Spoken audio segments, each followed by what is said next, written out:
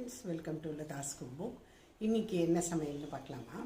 இன்றைக்கி நான் முள்ளங்கியும் வெண்டைக்காயும் எடுத்து வச்சுருக்கேன். நம்ம என்ன பண்ணுறோம், முள்ளங்கின்னு யூஸ்வலாக சாம்பாரில் தான் போடுறோம். வேறு என்ன பண்ணுறது தெரியல. அதனால் இன்றைக்கி முள்ளங்கியை தொகையல் ஆர் சட்னி, இது மூலிகை சட்னின்னு சொல்லுவாள், இது எப்படி பண்ணுறதுன்னு பார்க்கலாம். கூடவே வெண்டைக்காயும் நம்ம ஸ்டைலில் பண்ணாமல் கொஞ்சம் கடலைமா அதெல்லாம் போட்டு கொஞ்சம் ரோஸ்டட் ஸ்பைசஸ் எல்லாம் போட்டு ரொம்ப ரொம்ப நல்லாயிருக்கும். அச்சாரி பிண்டின்னு பேர். அச்சார்னாக்க ஊரகா, இந்த ஊரகா வாசனை அடிச்சுட்டு ஒரு வெண்டைக்காய் கறி, இது நீங்கள் டிஃபன் பாக்ஸ்லேயும் கொடுக்கலாம், ரொம்ப ரொம்ப நல்லாயிருக்கும். அப்புறமா ஒரு தால் சிம்பிளாக, அதில் வெங்காயம் போட்டு அதெல்லாம் எதுவுமே கிடையாது, சும்மா டொமேட்டோ பச்சை மிளகாய் போட்டு இஞ்சி போட்டு அந்த மாதிரி பண்ணுறதா இருக்கும். வாங்கோ ஒன்றா பார்க்கலாம். வெண்டைக்காயை வச்சு ஒரு ஃப்ரை ஒன்று பண்ணி பார்க்கலாமா? ஒரு வித்தியாசமான கறி. அங்கே நார்த் சைடில் இதெல்லாம் ரொம்ப இதுவாக பண்ணுவாங்க, பிண்டி ஃப்ரை. இதுக்கு சில இது பிண்டி ஆச்சாரின்னு சொல்லுவாங்க. ஆச்சாரினாக்க ஊரகான்னு அர்த்தம். அந்த ஊரகாவில் வர அதே ஃப்ளேவர் இந்த வெண்டைக்காய் கறியிலையும் வரும். எப்படி பண்ணுறதுன்னு பார்க்கலாமா? இங்கே நான் வெண்டைக்காயை அலம்பி இது தொடச்சி வச்சுட்டுருக்கேன். இது நீளமாக கட் பண்ணிக்கணும். பாருங்கள், அது அப்படியே நீளமாக கட் பண்ணிட்டுருக்கோம். அது பாருங்க, அப்படி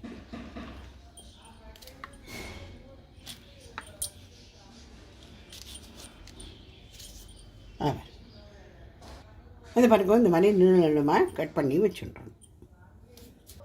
இப்போ இதுக்குன்னு சில ட்ரை மசாலா நம்ம வறுத்து ட்ரை ரோஸ்ட் பண்ணி பொடி பண்ணி வச்சுக்க போகிறோம். அதில் என்னென்னு பார்த்தீங்கன்னாக்கா, 1 டீஸ்பூன் சீரகம், 1 டீஸ்பூன் சோம்பு, இது 3 1/2 டீஸ்பூன் வெந்தயம், கடுகு, கலாஞ்சி, அதாவது பிளாக் கியூமின் சீட்ஸு, இது எல்லாத்தையும் இப்போ ட்ரை ரோஸ்ட் பண்ணிடலாம்.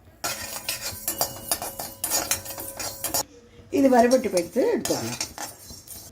இங்கே கடலை மாவு நான் எடுத்துட்டுருக்கேன். இதையும் ட்ரை ரோஸ்ட் பண்ணிக்கணும். 2 டேபிள் ஸ்பூன், அது போதும். சூடு பறக்க வறுத்துண்டா போதும்.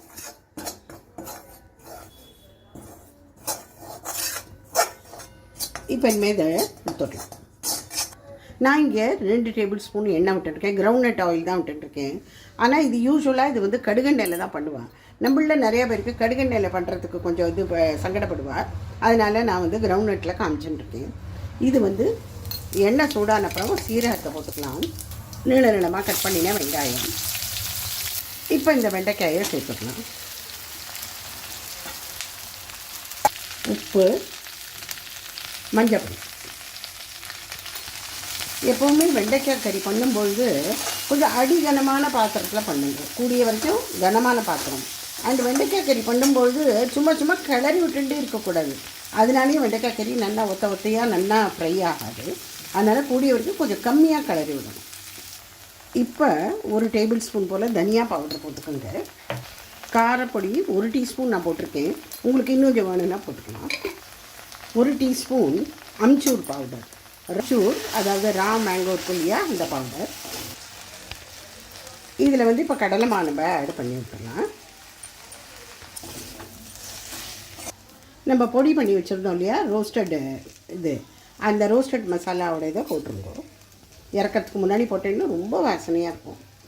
இப்போ பாருங்க, இந்த பிண்டி ஃப்ரை ஆகிடுச்சு. எப்படி ஒத்தையாக ஃப்ரை ஆகுது பாருங்க. இது குழஞ்சே போகாது, ஒரு மாதிரி இந்த வழவழுப்பு தன்மையும் இதில் இருக்காது. என்ன கடலமா போட்டிருக்கோம் இல்லையா, அதனால் ஆகுது. இதை என்ஜாய் பண்ணுங்க, சாப்பிடுங்க. ஸோ வெண்டைக்காய் ஃப்ரை, பிண்டி ஃப்ரை ரெடி ஆகிடுது. நீங்கள் நம்ம பண்ணி என்ஜாய் பண்ணுங்க. ஓகேயா? இதை சூடான பரோட்டாவோட சாப்பிட்டா அவ்வளோ நல்லாயிருக்கும். டிஃபன் பாக்ஸ்லையும் வச்சு கொடுக்கலாம். அடுத்தது நான் இங்கே அரிசி கலந்து வச்சுட்டேன் சாதத்துக்கு. இது மசூர் தால். இன்றைக்கி தால் தான் பண்ணுறதா இருக்கேன். இது மசூர் தால். அதில் கொஞ்சமாக ஜலத்தை விட்டுட்டு மஞ்சப்பொடி போடணும். மஞ்சப்பொடி போட்டுக்கலாம். மூடி வச்சிடலாம். ஒரு 3 விசில் வச்சுட்டு அதுக்கப்புறமா அதுக்கு சிம்மில் கொஞ்சம் நெய் வைக்கணும், 5 நிமிஷம். அப்புறம் எடுத்தால் சரியாயிருக்கும். இது குக்கர்லேருந்து தால் எடுத்துட்டேன். தட்டில் போட்டிருந்தேன் இல்லையா, அதனால் ஒரு மாதிரி கிட்டிச்சு போன மாதிரி ஆகிடுது, கெட்டியாகிடுது. அதனால் இந்த பேசனில் போட்டு கொஞ்சமாக மேஷ் பண்ணிட்டுருக்கேன். இப்போ தால் பண்ணிடலாமா? இதுக்கு நான் இங்கே ஒரே ஒரு டொமேட்டோ, தக்காளி, அதை சின்னதாக நறுக்கி வச்சுட்டுருக்கேன். பச்சை மிளகா, இஞ்சி, அவ்வளோதான். பெருங்காயம். கடுகு போட்டுடலாம். கடுகு வெடிச்சுட்டு இப்போ இஞ்சி, பச்சை மிளகா, டொமேட்டோ போட்டு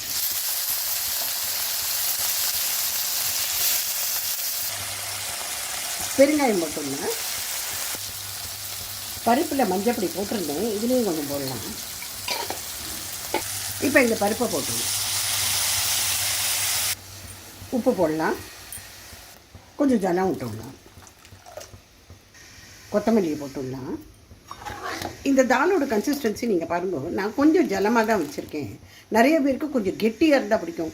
இப்போ ரொட்டி பரோட்டானா கொஞ்சம் கெட்டியாக இருந்தால் அது சாப்பிட்றதுக்கு சரியாக இருக்கும். சாதம்ங்கிறதுனால நான் கொஞ்சம் ஜலமாக பண்ணியிருக்கேன். இப்போ ஆயிடுத்து, இதை நம்ம சர்விங் பவுலுக்கு மாற்றிடலாம். இது கொஞ்சம் ஆறின அப்புறமா நம்ம இந்த எலுமிச்சம்பழத்தை ஒரு அரை மூடி பொஞ்சுண்டா போதும்.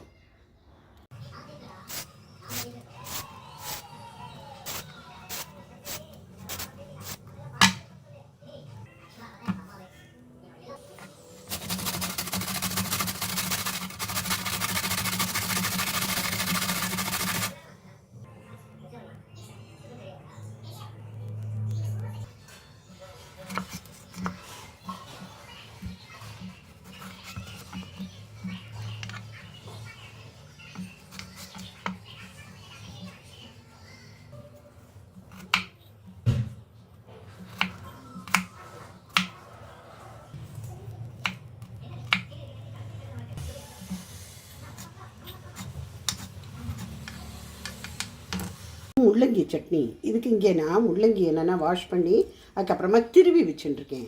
இருந்தாலும் பண்ணுறதுக்கு முன்னாடி நீங்கள் என்ன பண்ணுங்கோ, இதை நல்லா அழுத்தமாக இதை புழிஞ்சிடுங்கோ. பாருங்க,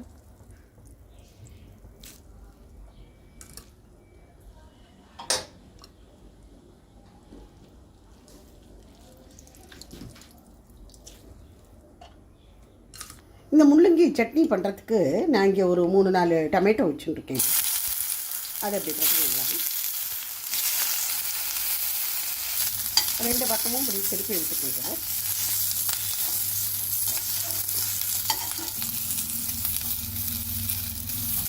இது பூண்டு 2 வச்சுட்டுருக்கேன், பச்சை மிளகாய் அதையும் போட்டு வதக்கணும்.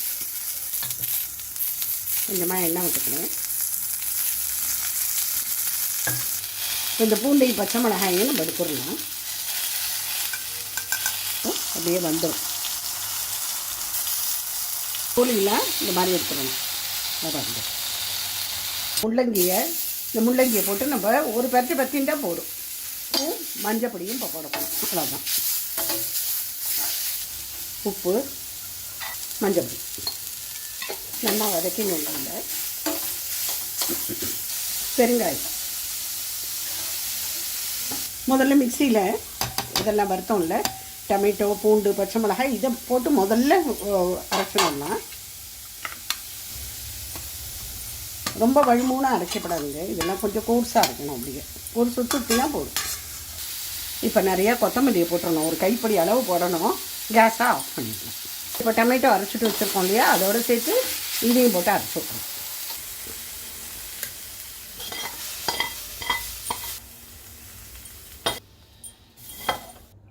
கொஞ்சம் எண்ணெயில் ஜீரா மாத்திரம் தாளித்து இப்படி போட்டுடலாம். நல்லாயிருக்கும். இது முள்ளங்கி பொழிச்சு வச்ச ஜலம். நிறைய பேர் என்ன பண்ணுவாங்கன்னா, இதை ரொட்டி, சப்பாத்தி, பூரி இதெல்லாம் பிசையறது இந்த ஜலத்தை போட்டு பிசைவாங்க, ரொம்ப சாஃப்டனாக இருக்கும்னு. இன்னும் சில பேர் என்ன பண்ணுவாங்கன்னா, இதில் லேசாக ஒரு பிஞ்ச் ஆஃப் சால்ட்டு போட்டுன்னு அதை அப்படியே குடிச்சிடுவாங்க. என்னது கிட்னிக்கு ரொம்ப ரொம்ப நல்லது இந்த முள்ளங்கி ஜூஸு. ஸோ இதுதான் இன்னித்து சமையல். பிண்டி ஃப்ரை, மூலி சட்னி, அதான் முள்ளங்கி சட்னி, சூடான சாதம், தால். அவ்வளோதாங்க. இன்றைக்கி ரசம் வைக்கல. நீங்கள்லாம் எல்லோரும் கேட்டுகிட்டே இருக்கல டெய்லி ரசம் வைப்பேலான்னு. இன்றைக்கி நான் ரசமெல்லாம் வைக்கல. ஓகேயா? பாய் ஃப்ரெண்ட்ஸ், என்ஜாய் பண்ணுங்க.